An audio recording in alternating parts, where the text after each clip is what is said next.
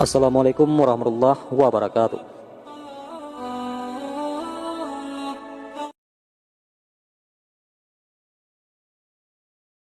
Sebagai waliullah, tentu Sunan Bonang memiliki keistimewaan ataupun karamah. Dan mengenai hal ini, tidak sedikit cerita mengenai karamah dan kesaktian Sunan Bonang tersebut. Seperti dapat mengubah pohon aren menjadi pohon emas pada saat bertemu dengan muridnya Raden Said ataupun Sunan Kalijaga, yang pada waktu itu dikenal sebagai Brandal Lokajaya. Selain itu, dikisahkan pula bahwa Sunan Bonang pernah menaklukkan Kebun Danu, pemimpin perampok beserta anak buahnya dengan hanya menggunakan tembang dan gending dharma dan mocopat. Selain itu, banyak cerita lain mengenai karamah-karamah yang dimilikinya. Dan berikut ini cerita beberapa kisah tentang karamah yang dimiliki oleh waliullah yang tidak lain adalah putra dari Raden Rahmat ataupun Sunan Ampel tersebut. Yang pertama, pohon emas dan berjalan di atas air. Salah satu karamah Sunan Bonang ialah mengubah pohon aren menjadi pohon emas. Pada bahagian ini akan diceritakan ihwal karamah tersebut. Menurut beberapa riwayat, peristiwa ini terjadi pada masa kerajaan Demak. Menurut cerita tutur tinular, sesepuh pada masa kerajaan Demak, Sunan Bonang mendapat undangan dari Raden Patah, pendiri kerajaan Demak yang sebelumnya menjabat sebagai Bupati Demak. Sunan Bonang menjalani perjalanan melewati jalan laut dan darat. Perjalanan lewat laut dijalani dengan menumpang perahu. Sedangkan pada saat melakukan perjalanan darat, beliau bertemu dengan pemuda yang bernama Raden Said di hutan Jatiwangi yang sekarang di antara Kudus dan Pati. Raden Said diusir oleh orang tuanya dari Kadipaten Tuban karena ketahuan sering merampok harta dari tuan tanah, para bangsawan yang kikir, serta orang kaya yang tidak mau membayar zakat.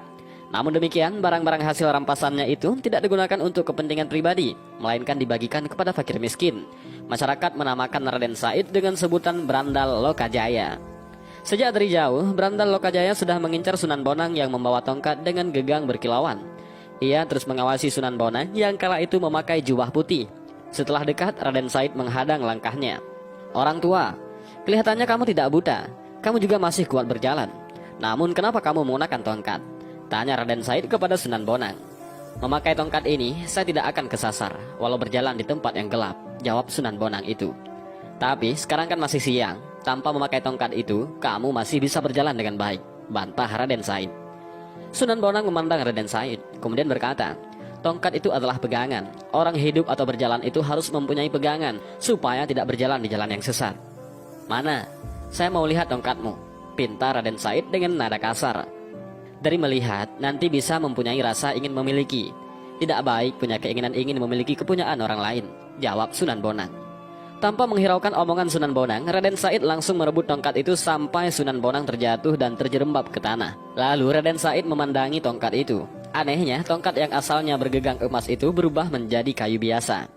Sunan Bonang dengan susah payah berdiri sambil menangis. Raden Said tambah heran. "Jangan menangis, orang tua. Ini tongkatmu, saya kembalikan," kata Raden Said seraya memberikan tongkat yang dipegangnya. "Saya menangis bukan karena tongkat saya kamu ambil, tetapi saya menyesal dan merasa berdosa karena tidak sengaja saya mencabut rumput yang tidak salah dan berdosa ini," jawab Sunan Bonang. "Hanya karena mencabut sebatang rumput saja kamu merasa berdosa?" tanya Raden Said dengan heran. "Rumput juga makhluk hidup ciptaan Allah. Saya mencabut rumput ini tanpa ada gunanya. Kalau saya mencabut untuk pakan ternak tidak masalah, tapi kalau tidak ada gunanya itu dosa," jelas Sunan Bonang. Raden Said kaget dengan penuturan Sunan Bonang. "Kenapa kamu tega bertindak kasar pada orang tua renta ini?" tanya Sunan Bonang. "Aku ingin harta," jelas Raden Said. "Untuk apa?" Sunan Bonang balik bertanya kepada Raden Said. "Mau saya berikan kepada fakir miskin," jawab Raden Said. "Sangat baik niatmu, tapi kamu memakai cara yang salah," ujar Sunan Bonang. "Apa maksudmu?" Raden Said keheranan. "Allah Subhanahu wa Ta'ala suka pada pekerjaan yang baik dan hanya mau menerima amal dari pekerjaan yang baik dan halal," jelas Sunan Bonang. Raden Said semakin heran mendengar ucapan Sunan Bonang. Jelasnya, Allah Subhanahu wa Ta'ala tidak menerima pemberian dari barang-barang yang haram. Jadi sia-sialah pemberian yang kamu berikan dari hasil merampok selama ini.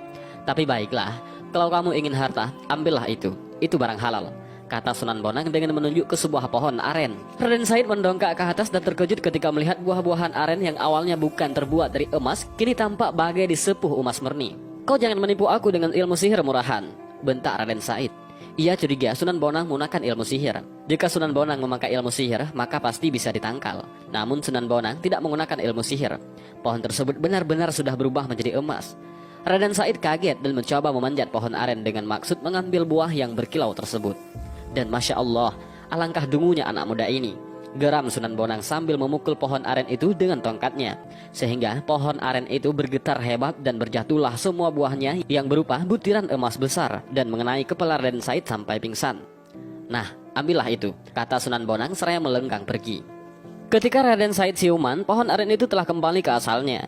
Buah yang sebelumnya rontok berwarna emas sekarang menjadi hijau seperti buah aren biasa.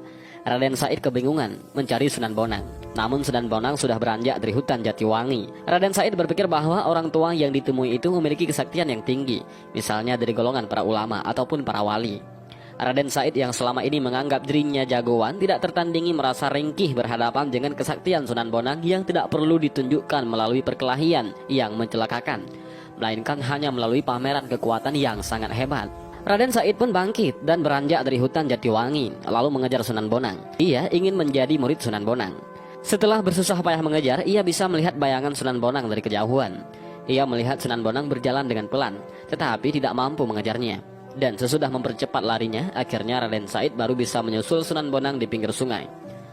"Ada apa lagi anak muda? Kenapa kamu mengejarku?" tanya Sunan Bonang. "Tuan, maafkan saya. Maaf atas ucapan tindakan kasar saya tadi di hutan Jatiwangi itu," ujar Raden Said dengan ekspresi penuh penyesalan. "Maukah Tuan menerima saya menjadi murid?" lanjut Raden Said. Sunan Bonang bersedia menerima Raden Said menjadi muridnya dengan syarat harus melewati ujian kesetiaan. Kemudian Sunan Bonang menancapkan tongkatnya di pinggir sungai. Raden Said diperintahkan menunggu tongkat itu sampai dirinya kembali lagi. "Apa kamu sanggup menerima syarat itu?" tanya Sunan Bonang. "Sanggup, Kanjeng Sunan," jawab Raden Said tegas. Setelah itu Sunan Bonang melanjutkan perjalanannya ke Masjid Demak. Raden Said kaget melihat Sunan Bonang berjalan di atas air seperti berjalan biasa di daratan. Melihat kejadian yang aneh itu, Raden Said semakin mantap berguru kepada Kanjeng Sunan Bonang. Setelah menempuh perjalanan yang lumayan jauh, Sunan Bonang merasa kelelahan. Ia pun beristirahat. Pada saat beristirahat, Sunan Bonang mendengar ada orang yang sedang bermain bonang. Sebab di pemukiman itu banyak para pengrajin yang sedang membuat bonang dari kuningan, salah satu perangkat gamelan dari Jawa yang digunakan untuk mengiringi pergelaran seni. Pada saat beristirahat di pemukiman tersebut, Sunan Bonang hendak salat duhur, tapi tidak ada masjid. Kemudian Sunan Bonang mengajak para warga bersama-sama mendirikan masjid hingga berdirilah Masjid Al-Karamah. Lama berada di desa itu, Sunan Bonang lupa kepada Raden Said yang sedang menunggui tongkatnya di pinggir sungai. Saat itu sudah berbulan-bulan lamanya, bahkan sudah tahunan dari janji yang diberikan Sunan Bonang kepada Raden Said. Sesudah mengingatnya, Sunan Bonang langsung beranjak untuk menemui Raden Said. Sesampainya di sana, Sunan Bonang kaget ketika melihat Raden Said yang tetap setia menunggui tongkatnya. Sunan Bonang dapat membangunkan Raden Said setelah mengumandangkan suara azan. Setelah terbangun, Raden Said diajak ke kediaman Sunan Bonang. Di sana Raden Said diberikan pelajaran agama tingkat tinggi. Dengan kepintaran dan ketekunan dalam belajar, Raden Said pun mewarisi semua ilmu Sunan Bonang. Dan inilah karamah yang pertama yang dimiliki oleh Sunan Bonang. Mudah-mudahan video ini bermanfaat. Wallahu a'lam bishawab. Assalamualaikum warahmatullahi wabarakatuh.